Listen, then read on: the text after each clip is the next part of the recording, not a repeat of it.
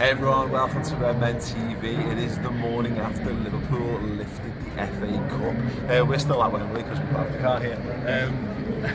And it's the Women's FA Cup final, so Chelsea are back again. Imagine if they came back again and did win again. But that counts as like 4 consecutive FA Cups they've not won. Yeah, I reckon so. Why not? Yeah. How are you feeling? I think of the three of us, my voice is the best, but not perfect. No, mine's better than it was when I first woke up this morning. I rang the wife. I was like, hello. I was like, sorry, I've not spoken yet. I need to just find myself. Yeah, I'm all right now. It was a fun old day, wasn't it? A very, very fun day. Mate, it was brilliant. Like the highlight of my day, of course, is Liverpool winning the FA Cup, of course, and seeing all that.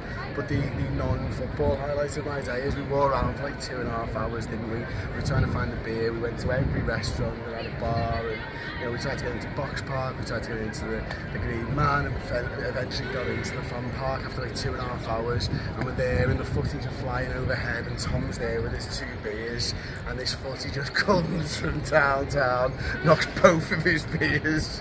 He's covered in beer, and then everyone circles around us. Everyone just circles around us and is laughing their heads off to the point where you'd even seen a Facebook message in our Facebook group. Big shout out to Jay Palitcher who saw the whole thing unfurled. It was one of his favourite moments of the weekend too. Same, mate. Yeah, it was brilliant. But the game itself made up, absolutely made up, and what I've loved to see in the aftermath. So, you know, we all reconvened back at our rave apartment.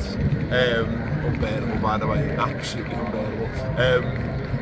And watched the match today, highlights, and it was just great. You were seeing some of the reaction. But there's one you showed me, one of my favourite ones was the Thomas Tuchel pre-match being asked about the kits. Is that like, we'll win in yellow? What are they playing into though? I have got no idea. Yeah, I mean, they might as well lose in blue. But then they both play. I don't know. Honest answer is I neither know nor care. But the idea that they changed their kits to break a hoodoo and then lost. It turns out that it's the players, not the kit. Well, but this is what you've done now, and people don't realise this. And you point out this like the psychology of the penalties and the manager's thread. But like Thomas Tuchel's effectively told that team that it's a kit's fault that you're not winning FA Cups, which is nuts. Like straight out of the Sir Alex Ferguson. Isn't it, with the black kit or the grey one at Southampton, and it's just mad that they put it down on something as little as that. It's like, and I know we do this, we like to say kits are luckier and luckier or whatever. It's nonsense. Football teams make football kits. It's why some of the worst football kits of all time have become iconic, because you go and win big games of footy in them. So I thought that was absolutely delicious. See, apparently Jurgen Klopp's taking 50% of the blame for Mane missing his pen as well. So apparently he told him to go that way, and as opposed to I think he was meant to go the other way. Well, that's interesting now, but and this is what Jurgen's like though, isn't he? Wants to, because he knows there's 3 more games. You know, he knows that he's got to get Mane in the right spots, in the right headspace to be able to move forward. So you take that blame off him, and he's not doubting himself going into big game against Southampton midweek. Of course, obviously Wolves last day and then Champions League final. When he's been in that form, we need to keep him in that form. So he'd do everything. And I thought Jurgen spoke brilliantly after the game. You know, talking about how Chelsea were unlucky and stuff like that. And it's such a far cry from the other managers at the top of the league, isn't it? Who like to blame everybody but themselves and never want to give the other side credit in any way, shape or form. And, you know, to be able to have won the FA Cup finally at Liverpool and be able to give the credit that Chelsea did deserve on the day. They were good. They've fought hard against us every time this year. It's so difficult to split the teams. It's taken penalties twice, hasn't it? So to be able to put himself in that situation, and as a football player, and this is why I love it so much, is those Chelsea players were looking at him going, what a guy to play for. And every player in the world sees that and goes, wow, he gives the credit. He speaks about the players that he's going up against because he knows how hard they work. I'd love to play for him. And the thing as well, as much as I loved in terms of like the collectivism of Liverpool, a couple of things was Mo Salah being a bit sheepish about lifting the cup, and they were like, no, you lift the cup. I thought you mentioned Harvey Elliott running around with the Mo Salah mask on, Thiago grabbing it and being down the front of the pictures and stuff like that, and Liverpool got a great way of making lads who were disappointed not feel like it's but making people feel like they are down, dead and buried. They're all a part of it, aren't they? You know, even like, you know, Kurt Jones doesn't get on the field, but he's part of the journey to the FA Cup final. You know, Taki Minamino, top scorer in both the Carabao and the FA Cup, we found out this morning on Twitter, and that's a mad thing, isn't it? And it is a collective, you know, without the likes of Kate Gordon in the early rounds and stuff like that. You're not going to be where you are, and it is for Liverpool to win the FA Cup, for Liverpool to win the Carabao Cup. You've got to have the squad who can get through and manage those early rounds, and then occasionally you need a duck going off in the background. Apparently, the Women's FA Cup final have got vuvuzelas. Like, did we learn nothing from the South Africa World Cup? No. I mean, that might be. Mercifully, we're not sticking with that. Yeah, I didn't like them then, and I don't like them now. Especially with hangover. It's pretty cool. I say that idea of the support that the Liverpool squad shows, but that everyone got the moment to shine, everyone got the moment to like to celebrate with the cup and be with the fans. Mentioned Taki Minamino there as a big one for that. Just great. And it was a tough watch. And I saw someone tweet like, you know, Liverpool now won 2 trophies, they'll score a goal. Does it feel hollow? I was like, no, because that's football. There's a million ways to win a football match, and penalty shootouts are one of them. Like, we won a UEFA Cup on golden goal, and it was mad. And all the thing is, all I remember now, I can talk about the game and we can analyse the moments. When we're doing the final word show on Monday, we have a bit more chance to kind of digest the actual things that happened in the match. But I'm sat here now, elated. I was ruined watching that match. Like, I had nothing left in the tank. I felt absolutely wrecked. But I don't now. I feel absolutely re-energised because we won the cup. And you get to go, and you get to see all the videos from what's inside the dressing room. They're the ones like that video where Milner's like, "Where's the music?" And then it all kicks off, and you see how happy they are, and you know how hard. Joe Matip moving the wires out the way, by the way. He's just on it and everything. And Joe Matip just coming into that game, by the way. Ibu moving to left-sided centre half. The pair of them were absolutely superb. All 3 of our centre-backs on the day.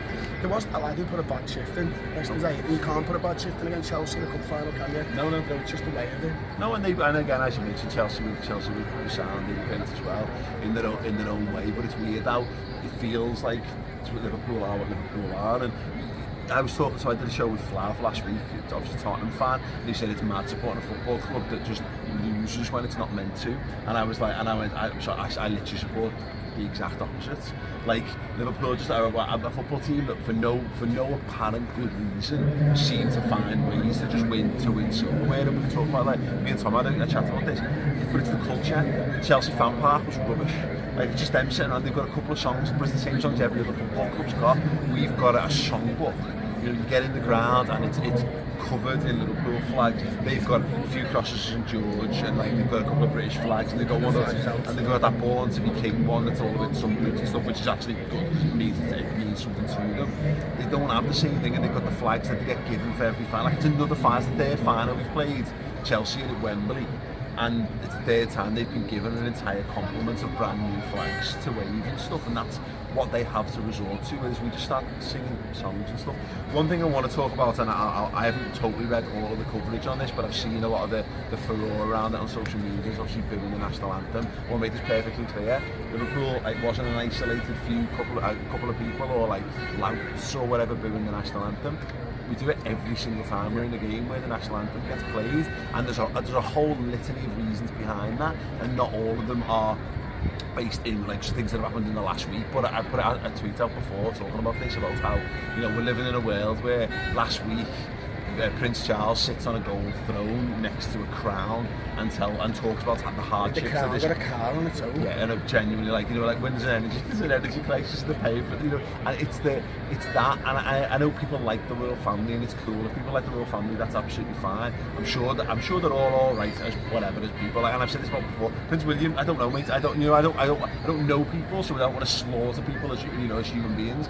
William and Kate seem like reasonably human people. I've seen stuff with them where they seem like reasonable. Okay, you just gone through all kinds of stuff, and it's like it's not relating to that. The fact that what they represent, and also so much of the stuff that's gone around Liverpool and again the wider world, and there's people in food banks, and you've got a royal family. And, you know, Prince William seems like a sound guy, but I don't see him raffling off his jewels to keep kids out of food banks. I've got a quote here from the Telegraph's article on it. The FA Cup final should be an occasion when we come together as a country.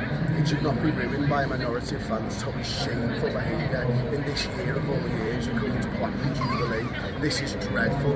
And the Tory MP from Manchester, Karen Bradley, said it is utterly unacceptable and disgraceful that fans being Prince William. I would urge the FA to take all necessary action and pursue those responsible. And just going back to what Paul said earlier on, it's not a minority of fans, it is a huge swathe of Liverpool supporters who've been let down by this government and the monarchy's government, by the way, over the last 40 plus years, and going back even further. You know, you can go back if you want to Margaret Thatcher, you can go back much further than that. It's absolutely ridiculous, and it's more than just a national anthem for us. Yeah. We're not. That's a symbol of what we believe has done us wrong over the last years. Look, you know, if the monarchy wanted to, and you know, and just being a tourist attraction is not enough. You know what I mean? When you're spending more money on bailing out non-C members of your family than you are in helping, you know, actual hard work and normal non-C members of the British public, seems a little bit daft to me. But you know, on all this thing, it's not thuggish behaviour, it's not loutish behaviour. It's a right to reply. It's free speech. Listen. Like, I'm sorry, if it was loud, if Liverpool fans were all horrible louts, then like, look, the players take the knee, get a rapturous applause, and get the support that it should do, because there's a proper symbol that actually means something to real people, not singing a song about someone's rich now, which effectively is what it is. And I get, look, people want to be more connected to this country, they can be, that's fine, but I'm a little taken aback by how many supposed Liverpool fans are like, don't get it or don't understand it, and that's a little disconnect from some of our fan base and what it's like, the realities of being in the north of England, being in the city of Liverpool. We feel no connection with them. They make enough ways they make our lives hard. And then look, some people like the escapism of the royal family, and that's cool. We like the escapism of football. Don't see why that needs to be a part of it. Let us enjoy the football. I know it's the national showcase, and that's why they're doing it. And Daily Mail using that to draw attention to it, as though it's the first time it's happened. We've been doing it. It's probably the fourth time I've done it in the last. Liverpool fans have done it in the last 3 years or whatever. Because we've been to Wembley a few times. Shields, we did the charity shields. Exactly. We've always done it, and we all understand the reasons why. It's not something that, you know, there are times when you can be in that sort of group siege sort of mentality, and you do something because everybody else is doing it. This is not one of them. This is something that we all believe in. As you know, for me, I'll talk for myself here, as a person from Liverpool that, you know, grew up in the 80s, saw the hardships around me. I feel strongly for it, you know, and I'm not ashamed to stand there and talk about it, because I do believe in it, and it's not something that I'll ever brush under the carpet, and it should be spoken about, because there is a reason that Liverpool are doing it. And you know, you see the fans of other clubs and the way they've attacked us on the back of it. Yeah. Again, and when also, every week we get this attack. And the monarchy thing's the monarchy thing. I'm not going to get in. There's no point getting too lost in it, but it's the media coverage of it. It's the most shocking. Like the Daily Mail using energy to turn people against Liverpool fans and just the working class people. Where's that energy when it comes to calling out all of the horrendous things going on in this country? You know, rising energy prices, food banks opening on a weekly basis around the country, and we're being let down by the people in power, and instead, once again, it's punching downwards instead of trying to use some power to punch upwards. So it's all the obvious culprits. It's all the generally classed right-wing media once again stepping up against football fans and against, you know, left-leaning people should be around the country. I honestly believe this. People should be looking at Liverpool fans going, they're right. They are absolutely right. Why not like, aren't they horrible for booing? Why are they booing? Yeah. Why are people and that's protesting? The reporting of it as well. It's not, that Daily Mail article will not say why Liverpool fans are booing, just that they are. And you're going to get loads of Tory ministers jumping on the back of it now, because it's an opportunity to divert a little bit from their absolute borderline criminal ineptitudes. So fine, but look, listen, Liverpool, cup double, absolutely made up with it. Let's celebrate that, let's enjoy it. No one liked it, people don't like Pep Guardiola, clearly, by the way. Never needed a more stringent example of like, maybe people in the media don't really like us very much. That'll be that, of course, but no. Brilliant occasion, wonderful day. We've got the sunshine out today, so we're going to have to cut this short before we get absolutely drenched. We're going to get back to Liverpool because you know, the fight continues. At the very least, we've still got a treble to play for. We might still have a quadruple to play for as well.